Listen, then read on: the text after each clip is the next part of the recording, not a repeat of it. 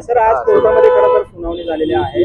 काय नक्की कोर्टाचा युक्तिवाद झाला, काय एकंदरीत कोर्टाचं कामकाज झालं, काय सांगा? युक्तिवादासाठी त्यांनी जे काही म्हणणं दिलेलं आहे त्या म्हणण्याची जी कॉपी आहे ती आज आम्हाला मिळालेली आहे आणि ते कॉपी मिळाल्यानंतर आम्ही त्याच्यामध्ये युक्तिवाद करण्यासाठी उद्याची तारीख मागितलेली आहे आणि ते सन्माननीय न्यायालय आम्हाला उद्याची तारीख युक्तिवादासाठी दोघांनाही दिलेली आहे.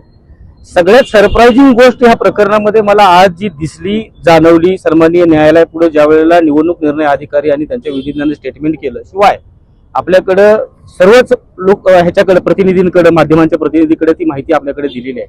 त्यांनी ते विड्रॉल अलाउड केलं आणि शिंदे नावाच्या महिलेनं अनगर नगरपंचायतसाठी जो भरलेला नामनिर्देशन पत्र होता त्याला ते विड्रॉल अलाउड केलं. त्यांनी ऍक्च्युली कायद्यामध्ये तरतूद अशी आहे, डायरेक्ट नगर अध्यक्ष पदाची ज्या ठिकाणी निवडणूक होते आणि त्या ठिकाणी नामनिर्देशन पत्राच्या निर्णयाविरोधामध्ये जर एखादं अपील प्रलंबित असेल, मी सुरुवातीपासून एकच गोष्ट माध्यमांशी सांगत आलेलो आहे, तो कायदा आहे जी मी नमूद करत आलेलो आहे पहिल्यापासून, की जोपर्यंत तो अपील जिल्हा न्यायाधीशापुढील निर्णयित होत नाही तोपर्यंत ती प्रक्रिया पुढे जात.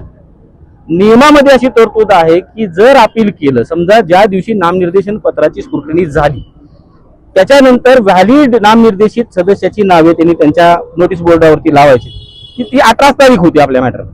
आम्ही 20 तारखेला समजा या ठिकाणी अपील दाखल केलं, आम्हाला 3 दिवसाचा लिमिटेशन पिरियड होता, अवधी होता. आम्ही अपील दाखल केलं, त्यांना नोटीस निघून दिली.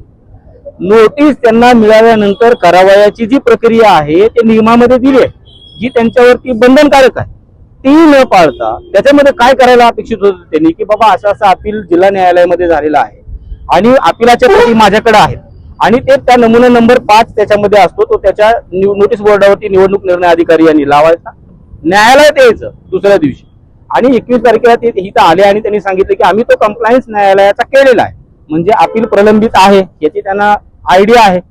ज्या वेळेला त्यांना अपील प्रलंबित आहे याची माहिती होती त्यावेळेला नियमामध्ये स्पष्ट तरतूद अशी आहे की तिथलं विड्रॉल जे आहे ते विड्रॉल ज्या वेळेला न्यायालयाचा अपिलामधला निर्णय लागेल त्यावेळेला तिथलं विड्रॉल अलाउड केलं जातं. कुणाला जर नामनिर्देशन पत्र मागं घ्यायचं असेल तर ती डेट तेवढ्याच पद्धतीनं पुढे जाते. आता आपण न्यायालयामध्ये सर्वजण युक्तिवाद ऐकत होतो, मी त्या ठिकाणी तो कायदाही दाखवला की ज्या वेळेला न्यायालयाचा निकाल येईल तिथून पुढे मला वाटतं 3 दिवसापर्यंत मग पुन्हा विड्रॉल पुढे लांबतं.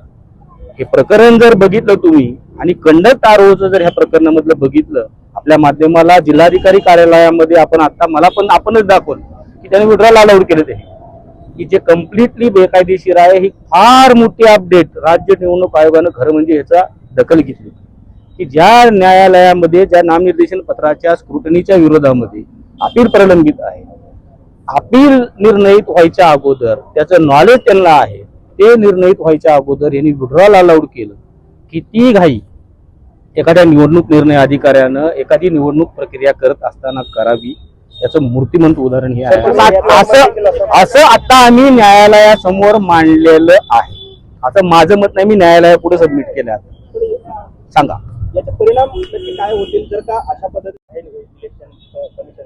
तो एक वेगळा तो सध्या आपल्या समोरचा विषय नाही, तो वेगळा भाग आहे. त्याच्यामध्ये काय परिणाम एक्झॅक्टली त्याचा रिलेव्हन्स लावण्याचा आम्ही उद्या प्रयत्न करणार.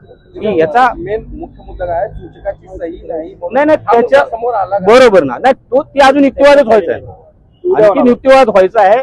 आम्हाला सरप्राइजिंग गोष्ट ही समोर आली की विड्रॉल अलाउड केलं आणि आम्हाला उद्या अलॉटमेंट ऑफ सिम्बॉल करायचं, त्याच्यामुळे तारीख उद्या ठेवण्यात येऊ नये, आज युक्तिवाद ऐकावा असा ज्या वेळेला युक्तिवाद न्यायालया पुढे आला तर दॅट वॉज सरप्राईज.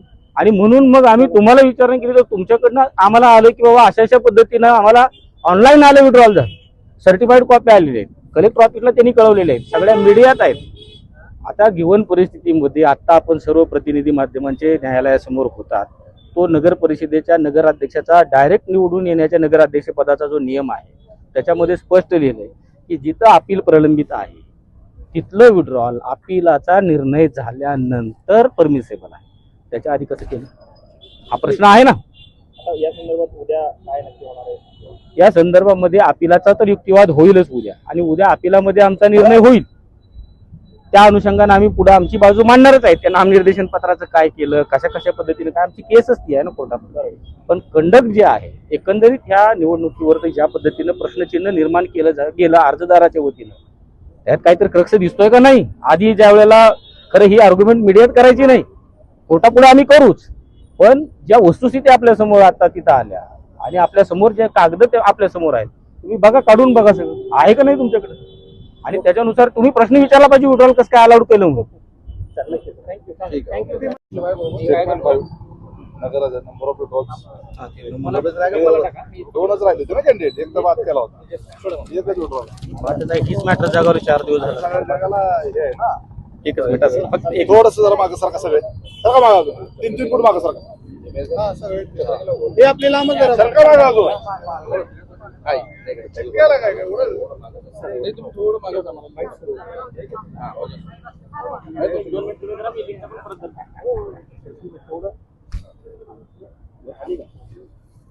एकच असतं. तुम्ही सांगा ना. नाही नाही, एक मिनिट, फोन आहे. व्हिडिओ काय झालं, एबीपी कुठे चाललंय मध्ये, हे तर ओके एबीपी ला जातो.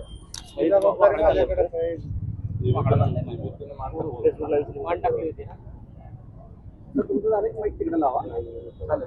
कुठं म्हणजे सांग. ही सुनावणी पूर्ण होण्याआधी यामध्ये नक्की काय परिणाम होऊ शकतो या सगळ्या? ही निवडणुकीची जी प्रोसेस आहे ना, निवडणुकीची ही प्रोसेस विजिट होते ना. काय झालं याच्यामध्ये की त्यांचा जो म्हणणं आहे की बिनविरोध झाली. मी सुरुवातीपासून हेच सांगतो की जोपर्यंत इथलं संपत नाही तोपर्यंत नाही. हे बघा, यांनी नामनिर्देशन पत्राचं विड्रॉल दिला आणि जे शिंदे नावाचे जे कंटेस्टिंग कॅन्डिडेट होतं, सरस्वती शिंदे, त्यांनी नामनिर्देशन पत्र ह्यांनी विड्रॉल अलाउड करू दिलं. राहिलं काय, एक नामनिर्देशन पत्र राहिलं ना त्यांच्या म्हणण्याप्रमाणे. आज न्यायालयापुढे सबमिशन करत असताना त्यांचं म्हणणं होतं की उद्या आम्हाला अलॉटमेंट ऑफ सिम्बॉल करायचं. किती कॉन्ट्राडिक्टरी स्टेटमेंट आहेत. हे कंडक्ट जे आहे आरओचं, आमचं म्हणणंच एवढं आहे की ज्या वेळेला एवढ्या प्रोटेक्शनमध्ये आम्ही त्या ठिकाणी नामनिर्देशन पत्र भरायला जातो, त्यावेळेला निवडणूक निर्णय अधिकारी यांची जी जबाबदारी आहे ती आम्ही, आणि त्यांचं जे वागणं आहे ते आम्ही न्यायालयापुढे मांडण्याचा प्रयत्न केला. आणि आज ते स्पष्ट झालं, आपल्या समोर आले, आपल्या माध्यमात आले, जिल्हाधिकारी कार्यालयाकडे गेलं, विड्रॉल अलाउड केलं, विड्रॉल झालं. राहिला नामनिर्देशन पत्र कुणाचा, प्राजक्ता पाटील या सन्माननीय महिलेचाच फक्त नामनिर्देशन पत्र त्या ठिकाणी राहिलं, असं त्यांचं रेकॉर्ड आहे जिल्हाधिकारी कार्यालयामध्ये, जे आपल्याकडे certified copy day to day त्यांच्या ह्याच्यामध्ये येते. मला आता सरप्राइझिंग ती गोष्ट, आता न्यायालयाला सुद्धा ती सरप्राइझिंग गोष्ट होती. आज त्यांनी उद्या युक्तिवादासाठी प्रकरण ठेवू असं ज्या वेळेला आम्ही म्हटलं, न्यायालय म्हणालं वेळ आता पुरणार नाही, त्यावेळेला त्यांचं असं म्हणणं होतं की नाही उद्या आम्हाला अलॉटमेंट ऑफ सिम्बॉल करायचं. मी म्हणलं करता येत नाही ना कायद्यानुसार. अलॉटमेंट सिम्बॉल म्हणजे काय? म्हणजे चिन्ह वाटप करायचं. सर, एका प्रकारे म्हणजे मॅटर ऑफ असलं की कायद्याचा नियम दाखवला, पण तहसीलदारांचं किंवा सरकारी वकिलांचं असं म्हणणं आहे की प्रक्रिया आम्हाला पार पाडायची आहे. दुसरीकडे प्रक्रिया जर पारच पाडता येऊ शकत नसेल तर निवडणूक प्रक्रिया पुढे नेण्याची घाई का करताय? एक्झॅक्टली मला ते म्हणायचं आहे. जिथं आता आपल्या माध्यमातून मी पाहतोय, आम्ही पाहिलं, आमच्या अर्जदारांनी आता पाहिलं की विड्रॉल अलाउड केला. जिल्हाधिकारी कार्यालयामध्ये त्यांनी त्यांची सही शिक्क्याची कॉपी पाठवली. इथं नामनिर्देशन पत्र भरलेले 3 उमेदवार, एकाचं इनव्हॅलिड झालं म्हणून पाठवलं, दुसऱ्यानं विड्रॉल केला म्हणून लिहून पाठवलं. म्हणजे तुम्ही विड्रॉल अलाउड केलं त्यांना. आणि त्यांचं मला वाटतं माध्यमात, आता माध्यमातल्या स्टेटमेंटवरती मी जायला नको, फक्त न्यायालयापुढे काय झालं या अनुषंगाने मी सांगतो. मला एकंदरीत हेच सांगायचं की जे कंडक्ट आहे, ज्या पद्धतीनं काम केलं जातंय, निवडणूक लोकशाहीमध्ये घेत असताना जी जबाबदारी असते कायद्यानं घालून दिली त्या पद्धतीने केली पाहिजे, हे आम्ही न्यायालयाच्या वेळोवेळी लक्षात आणून देण्याचा प्रयत्न करत आहोत.